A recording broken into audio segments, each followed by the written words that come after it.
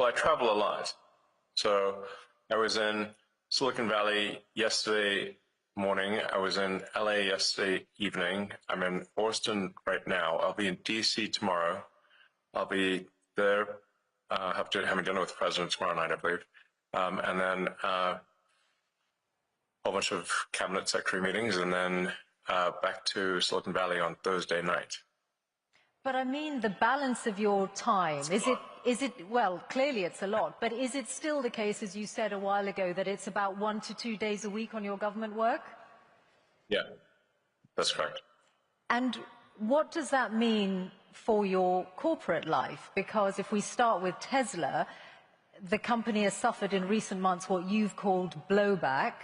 So what is your plan for turning that around, the declining sales picture, and by what stage do you think you're going to be able to turn it around? Oh, it's already turned around. Give me some evidence for that. I've just been looking at the sales figures for Europe in April, which show very significant declines in the big markets. Europe is our weakest market. We're strong everywhere else. Our sales are doing well at this point. We don't anticipate any meaningful sales shortfall, and obviously the stock market recognizes that, since we're now back over $1 trillion in market cap. So clearly the market is aware of the situation. So it's already turned around. But sales still down compared to this time last year. In Europe. In Europe, okay. And yes, but that's true of all manufacturers. There's no exceptions.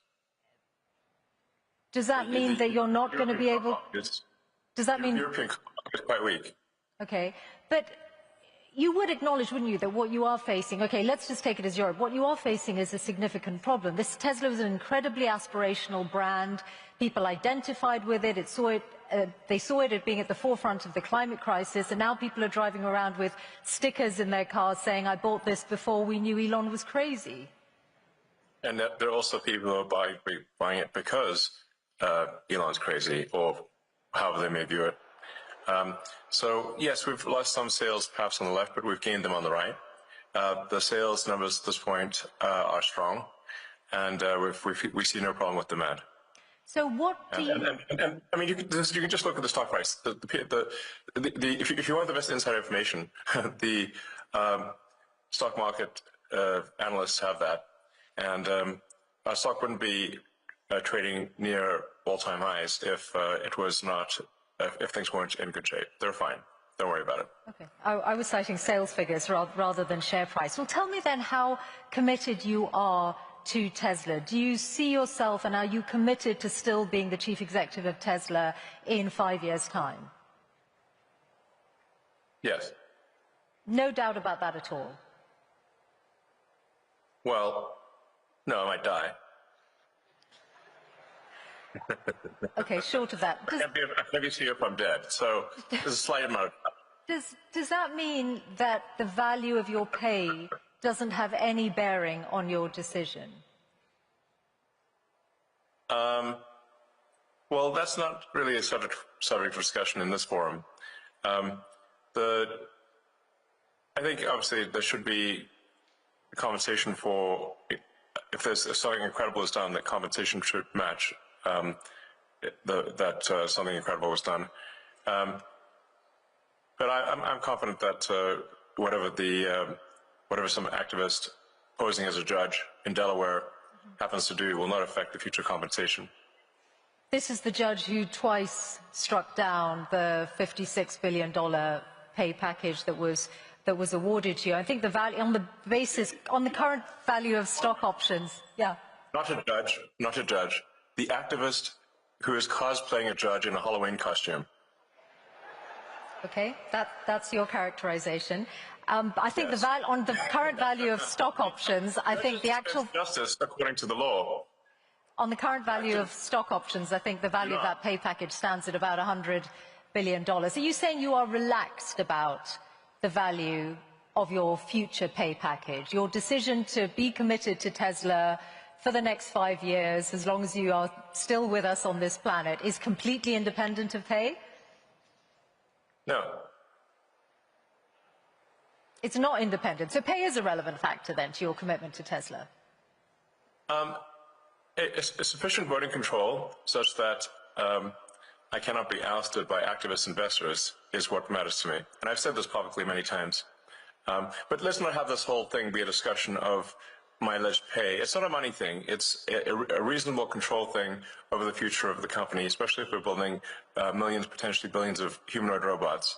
I can't be sitting there and one day get tossed out by, for political reasons, by activists. That would be unacceptable. That's all that matters. Now let's move on. Okay. Well, just one question. Now let's move on.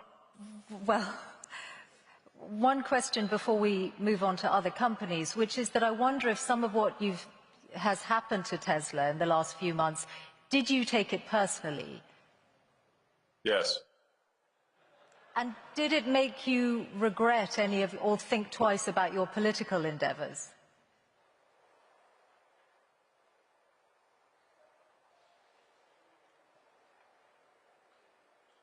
Because it is. I did what needed to be done. The violent antibody reaction, and I'm not someone who's ever committed violence, and yet massive violence was committed against my companies. Massive violence was threatened against me. Who are these people? Why would they do that? How wrong can they be? They're on the wrong side of history. And that's an evil thing to do. To go and damage some poor innocent person's car? To threaten to kill me? What's wrong with these people? I've not harmed anyone. So, something needs to be done about them. And a number of them are going to prison. And they deserve it. And more will. You're referring to the attacks on Tesla showrooms. But I think... Yeah. Firing bullets into showrooms and burning down cars is unacceptable. Yeah. Those people will go to prison, and the people that funded them and organized them will also go to prison. Don't worry. But wouldn't you? We're coming for you. Wouldn't you?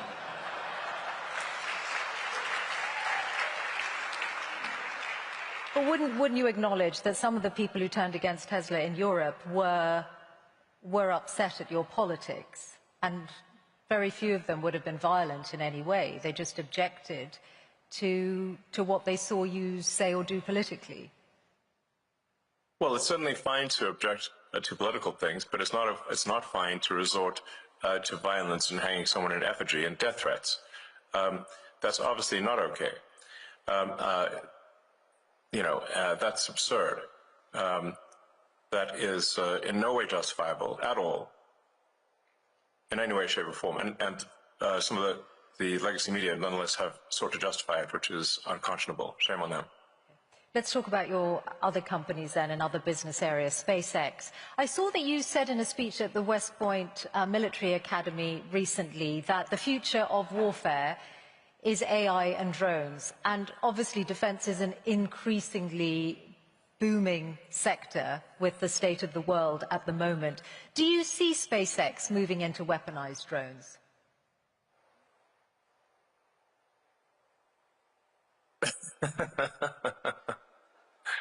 You certainly ask interesting questions that are impossible to answer. SpaceX is it's the space launch leader. So SpaceX doesn't do drones. SpaceX builds rockets, satellites, and internet terminals. SpaceX has a very dominant position in space launch. So of the mass launch to orbit this year, SpaceX will probably do 90%. China will do the half of the remaining amount, so 5%, and the rest of the world, including the rest of the US, will do about 5%. So SpaceX will do about 10 times as much as the rest of the world combined, or 20 times as much as China, and China is doing actually a very impressive job. The reason for this is that we are putting into orbit the largest satellite constellation the world has ever seen by far. So I think at this point, about maybe approaching 80% of all active satellites in orbit are SpaceX. And they're providing high bandwidth global connectivity throughout the world. In fact, this connection is on the SpaceX connection. So I think this is a very good thing because it means that we can provide low-cost, high-bandwidth internet to parts of the world that don't have it or where it's very expensive. And I think the single biggest thing you can do to lift people out of poverty and help them is giving them an internet connection. Because once you have the internet connection, you can learn anything for free on the internet, and you can also sell your goods and services to the global market. Once you have knowledge by the internet and the ability to engage in commerce, that this is going to greatly improve quality of life for people throughout the world, and it has. And I'd just like to thank anyone in the audience who may have been helpful in, with Starlink and getting it to approved in their country. And I think it's doing a lot of good in the countries that have approved it, which is, I think at this point, 130 countries are very happy with it. I don't currently anticipate SpaceX getting into the weapons business. That's certainly, it's not an aspiration. We're frequently asked to do weapons programs, but we have thus far declined. Do you envisage SpaceX or indeed Starlink as a separate entity publicly listing in the near future or at all? It's possible that Starlink may go public at some point in the future. And what would be the time frame? What kind of time frame are you considering? I'm in no rush. I'm in no rush to go public.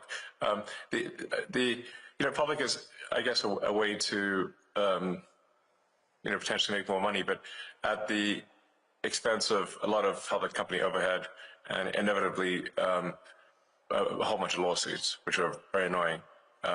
So really something needs to be done about the shareholder derivative lawsuits in the U.S. Because it allows plaintiffs' law firms who don't represent the shareholders to pretend that they represent the shareholders by getting a puppet plaintiff with a few shares to initiate a massive lawsuit against the company. And the irony being that, extreme irony, that even if the class they purport to represent were to vote that they don't want the lawsuit would still continue. So how can it be a class action representing a class if the class vote against it? And that's the bizarre situation we've got in the U.S. It's a dire need of reform. As anyone who's run a public company experienced this, it's an absurd situation that needs to change. Well, do you think Donald Trump might change it? You've certainly got his ear. I imagine that you've put this to him. Is this something you're trying to change before any Starlink IPO? Well, it would need a law to be passed. The trouble being that you need 60 Senate votes, and the Democrats will vote against it. The plaintiff's bar is, I believe, the second largest contributor to the Democratic Party. That's the issue. At the state level, this can be solved.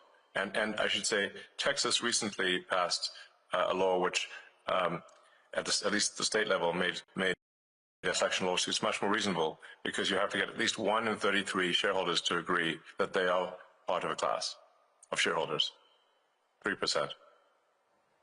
This will really help with frivolous lawsuits. Okay. Let's talk about AI, which is in so many of your businesses and in all our worlds in different ways. It's one of the big changes, the development of generative AI, since you last spoke to this forum 3 years ago. You're in this space, of course, with Grok, which almost everyone will know. You co-founded OpenAI and then left, and you've obviously got a legal battle with OpenAI and Sam Altman. I wonder if you could say something about the status of that, because you were together in Saudi Arabia with the president last week, with Sam Altman. In the same place at the same time? Sam was in the neighborhood. Okay, so does that mean you are pushing ahead with the lawsuit against OpenAI? Yes. So look, I came up with the name OpenAI as an open source and as a nonprofit. And I funded OpenAI for the first roughly $50 million. It was intended to be a nonprofit open source company, and now they're trying to change that for their own financial benefit. into a for-profit company that is closed source. So this would be like, let's say you funded a nonprofit to help preserve the Amazon rainforest. But instead of doing that, they became a lumber company, chopped down the forest and sold the wood. You'd be like, wait a second, that's not what I funded. That's OpenAI. They've made some changes to their corporate structure, though, haven't they, since, in recognition of what you've said? And no, that's just what they told the media. Okay. They have partly walked back their plan to restructure the business. I guess that's made no difference to how you feel about it. So you're determined to see them in court? Of course.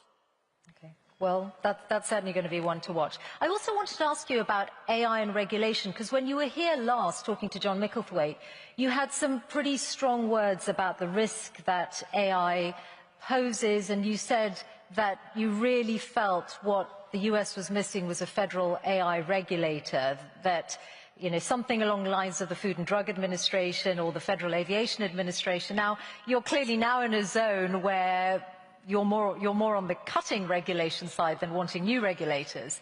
So has your view changed on the need for an AI regulator? Well, it's not that I don't think there should be regulators. You can think of regulators like referees on the field in sports.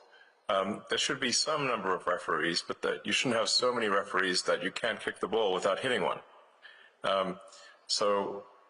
In most fields in the U.S., the regulatory burden has grown over time to the point where it's like having more referees than players on the field. And this is a natural consequence of an extended period of prosperity. It's very important to appreciate this. This has happened throughout history. When you have an extended period of prosperity with no existential war, there's no cleansing function for unnecessary laws and regulations. So what happens is that every year more laws and more regulations are passed because, you know, legislators are going to legislate, regulators are going to regulate. And you will get the steady pile of more and more laws and regulations over time until everything is illegal. And let me give you an example of a truly absurd situation. Under the Biden administration, SpaceX was sued for not hiring asylum seekers in the U.S. Now, the problem is it's actually illegal for SpaceX under ITAR, International Traffic in Arms Regulations, to hire anyone who is not a permanent resident of the United States, because the premise being that they will take advanced rocket technology and return to their home country if they're not a permanent resident. So we're simultaneously in a situation where it is illegal to hire asylum seekers and is also illegal to hire asylum seekers. And the Biden's Department of Justice chose to prosecute us despite both paths being illegal. Damned if you do, damned if you don't. But my question was specifically about a regulator for AI, which you said 3 years ago was needed, and you said we need to be proactive on the regulation of AI rather than reactive. Have you changed your mind on that? No, of course not. No, of course not. What I'm saying is that there should be some referees on the field, a few referees, but you shouldn't have a field jam-packed with referees such that you cannot kick a ball in any direction without hitting one. So the fields that have been around for a long time, such as automotive, so aerospace, the sort of food and drug industries, are over-regulated, but the new fields, like artificial intelligence, are under-regulated. In fact, there is no regulator at all. So there should be. So Do you still think that? Yes, I'm simply saying, which I think is just basic common sense, that you want to have at least you want to have a few referees in the field. You don't want to have an army of referees, but you want to have a few referees on any given field, in any given sport, or even any given arena, industrial arena, to ensure that public safety is taken care of. But you don't want to have so there's a proper number of referees. Like I said, it's actually very easy to visualize this when compared to sports. If the whole field is packed with referees, that would look absurd. But if there were no referees at all, your game's not going to be as good.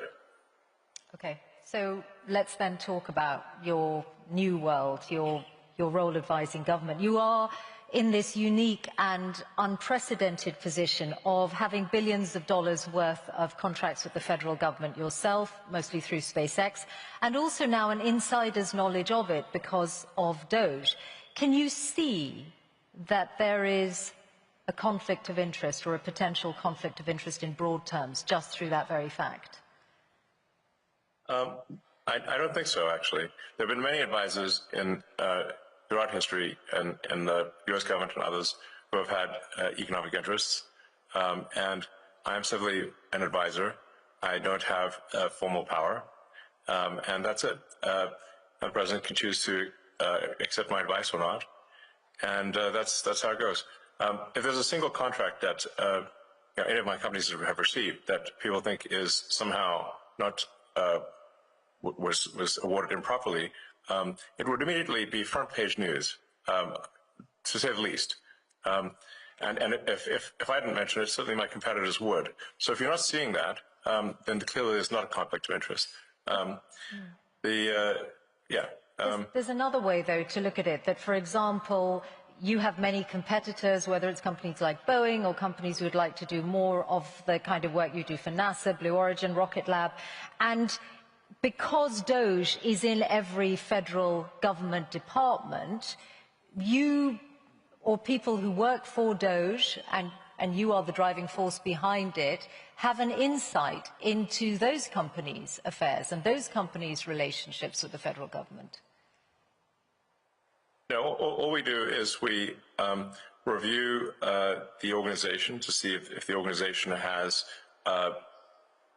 departments that are no longer relevant, and then are the contracts that are being awarded good value for money. In fact, frankly, the bar is not particularly high. Is there any value for money in a contract? And if there isn't, then we make recommendations to the secretary. The secretary can then choose to take those actions or not take those actions, and that's it. And then any action that is as a function of DOGE is posted to the DOGE website and to the doge.gov or at DOGE handle on the X platform.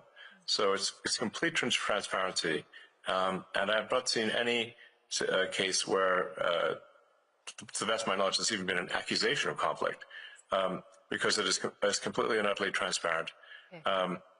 That's it. And what about the international dimension? Now, let's think about Starlink. Starlink is obviously a very, very good internet service. It's sought after all over the world. It's critical to the front line in Ukraine. It has also had more contracts coming its way, and there is some evidence that companies are allowing access to it because they want to be close to the Trump administration and send the right signal. So Bloomberg broke news today that the South African government is working around the rules on black ownership in order to allow Starlink in, and that is being done on the eve of the visit that President Ramaphosa is going to make to the White House. Do you recognize that as a conflict of interest? No, of course not. First of all, you should be questioning why are there racist laws in South Africa? That's the first problem. That's what you should be attacking. It's improper for there to be racist laws in South Africa. The whole idea with what Nelson Mandela, who was a great man, proposed was that all races should be on an equal footing in South Africa. That's the right thing to do, not to replace one set of racist laws with another set of racist laws, which is utterly wrong and improper. So that's the deal, that all races should be treated equally, and there should be no preference given to one or the other. Whereas there are now 140 laws in South Africa that give that basically give strong preference to if you're a black South African, and not otherwise. And so now I'm in this absurd situation where I was born in South Africa but cannot get a license to operate in Starlink because I'm not black. Well, it looks Does like that that's seem about. right to you? Looks like that. Right to you? Looks like that's about to change. I just asked you a question. Please answer. Does that seem right to you? Well, those rules were designed to bring. Yes or no? Those rules were designed to bring about an era of more economic equality in South Africa, and it looks like the government has found a way around those rules for you. I asked you a question. This is your interview. Everyone wants to hear from you. Ask your question. Yes or no? Not for me. Laws, yes or no? Not for me to answer. I have got a question for you about your government work, though, and the amount of savings. Why do you like racist laws? This is not for me to answer. Come on. Yes, it is. Now, you wouldn't be trying to dodge a question. You have to ask a question. I answer my question. No, you answer mine. I think if you... I'm sure you can have that conversation directly with the South African government if you want to. I want to ask you about the total... I can't believe it. That's not good. I want to ask you about the total Why do you amount... like racist laws? I want to ask you about the total amount that you're planning to save through Doge's work. Before the election, you said it was going to be at least 2 trillion. The number currently on doge.gov is $170 billion.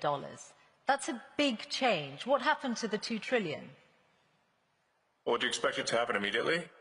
Well, is it going to happen? Because Doge is supposed to run till next July. I mean, your question is absurd in its fundamental premise. Are you assuming that on day, within a few months, there's an instant 2 trillion saved? No, I'm not at all. I'm just asking, is that still your aim then? Is it still your aim to get to 2 trillion? Have we not made good progress given the amount of time? That's exactly what I'm asking. So is it still your aim to go from 170 billion to 2 trillion? The ability of Doge to operate is a function of whether the government, and this includes the Congress, is willing to take our advice. We're not the dictators of the government, we are the advisors. And so we can advise, and the progress we've made thus far, I think, is incredible. The Doge team has done incredible work.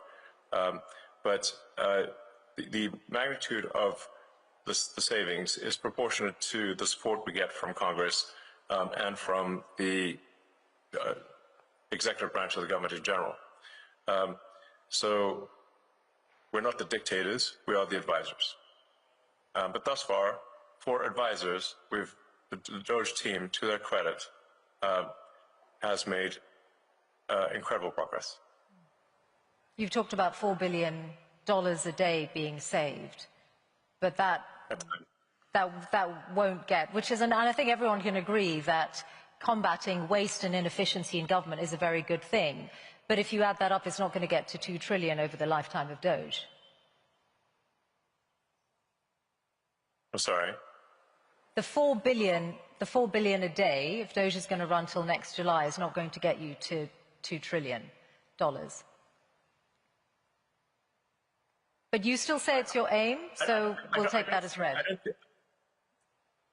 There's what Doge. I mean, I feel you're somewhat trapped in the NPC dialogue tree of a traditional journalist. So it's difficult when I'm conversing with someone who's trapped in the dialogue tree of a conventional journalist, because it's like talking to a computer. Doge is an advisory group. We are doing the best we can as an advisory group. The progress made thus far as an advisory group is excellent. I don't think any advisory group has done better in the history of advisory groups of the government. We do not make the laws, nor do we control the judiciary, nor do we control the executive branch. We are simply advisors. In that context, we are doing very well. Beyond that, we cannot take action beyond that, because we are not some sort of imperial dictator of the government. There are 3 branches of the government that are to some degree opposed to that level of cost savings.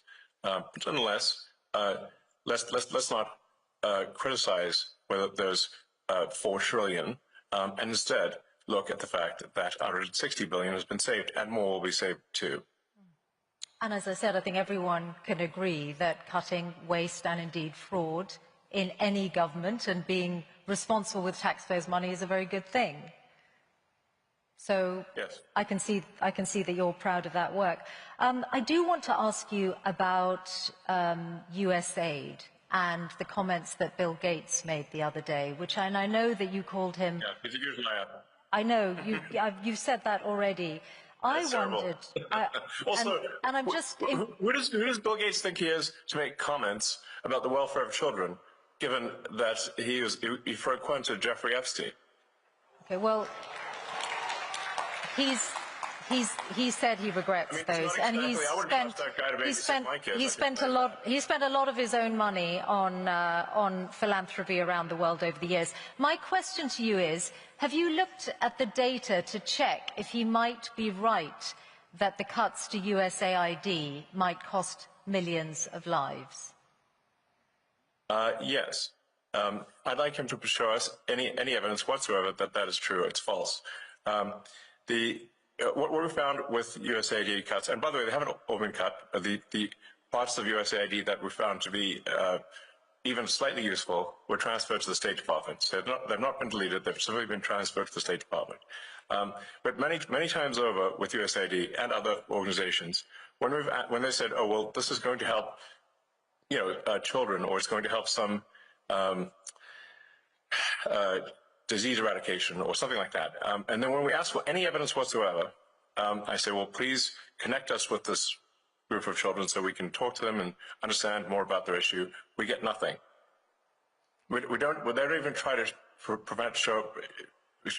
come up with a show orphan, meaning like it's sort of like, well, can we at least see a few kids? Like, where are they? If they're in trouble, we'd like to talk to them and talk to their caregivers. Okay, well, and then we get nothing as a response, because it's what we find is an enormous amount of fraud and graft. Okay, let me put this example to you. Very little of it actually gets to the kids, if anything at all. Okay, let me put this example to you, because you grew up in South Africa, so you'll know the impact of HIV/AIDS well. And this is why I asked about the data. The US led on international efforts to combat HIV/AIDS treatment, prevention, and there's an initiative called PEPFAR, which is credited with saving 26 million lives in the last 20 years. It was part of the foreign aid freeze, then there was a limited waiver. Its services are disrupted, and UN aid says if permanently discontinued, there will be another 4 million AIDS-related deaths by 2029.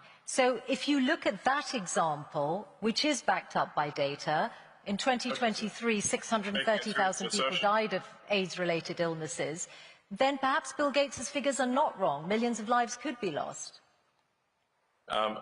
First of all, the program, the AIDS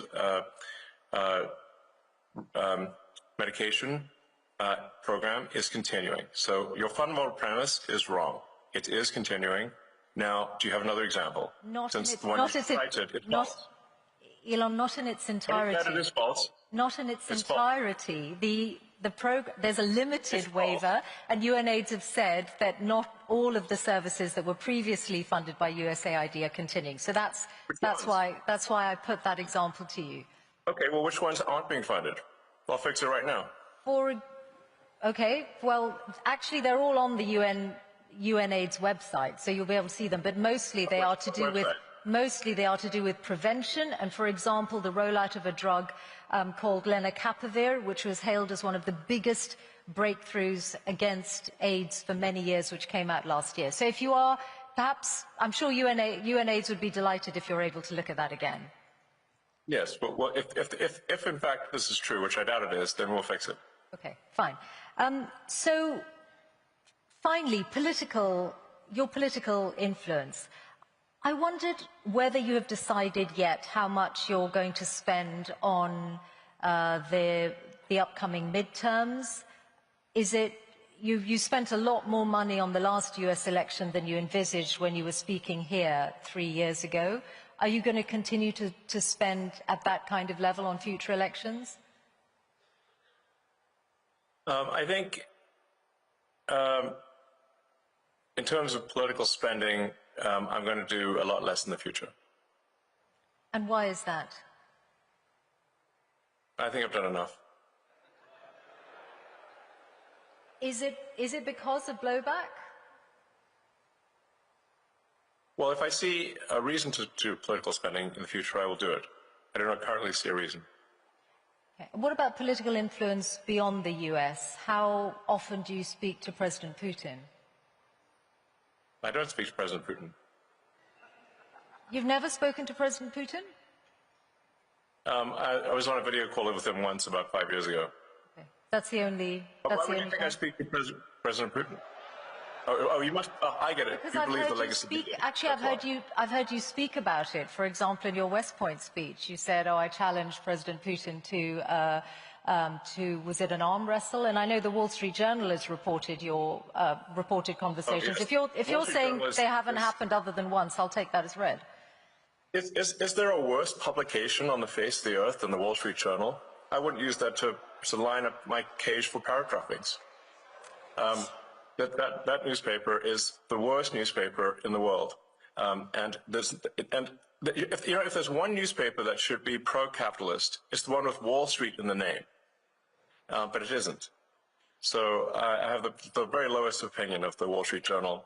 Absolute nonsense. And you clearly believe the tripe that you've read in those papers. I read very widely, and I'm putting these questions to you so that you have an opportunity to respond to them, which you are, and for which we're all grateful to hear your responses. Yes. Okay, we are out of time. So you mentioned me challenging. I did so on the X platform. I challenged Vladimir Putin to single combat over the. But I didn't talk to him. That was a post on the X platform. Great. That's why I asked you, and you've clarified and explained. Thank you. That's why I was asking whether you have had reported conversations, and you said you haven't, other than a video call. Okay. Typical legacy media lies. Okay. Listen, I actually thought I might give Grok the last word, because when I asked Grok what your hardest challenge is, it said the strain of managing multiple high-stake ventures amid financial, regulatory and public relations crises. And I wondered whether you recognize that characterization and whether you do think that this is a pivotal year in your life. Well, every year has been somewhat pivotal, and this one's no different. In terms of interesting things that hopefully are accomplished this year, getting Starship to be fully reusable, so that we catch both the booster and the ship, which would be the first fully reusable orbital rocket ever in history, would be a profound breakthrough, as the essential breakthrough necessarily to make life multiplanetary and ultimately become a spacefaring civilization. We've got Neuralink, which is now helped 5 patients restore capability using the telepathy implant, where they're able to control a computer simply by thinking. We'll be doing our first patient to restore sight with our blind sight implant, which is either end of this year or early next. In fact, that first patient might be in UAE, since we have a relationship with UAE and the Cleveland clinic there. I think what's running on the AI front, we are close to what you might call AGI, or digital superintelligence. I think we are seeing an explosion in digital superintelligence here. And then we've got at Tesla we'll be launching unsupervised autonomy, basically self-driving cars with no one in them, in Austin next month. So it's a big year for sure. Many other things in the works too. Okay. I'm a technologist first and foremost. Elon Musk, thank you very much for joining us here at Qatar Economic Forum. Thank you.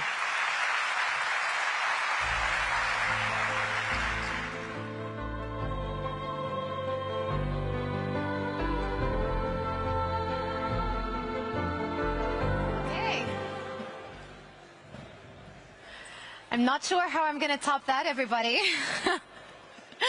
Michelle, thank you so much for leading that conversation with Elon Musk. Everybody, we have now come to the end of today's sessions. It has been an insightful and engaging day filled with wide-ranging discussions and debates over the global economy, investments, innovation, and the future of growth.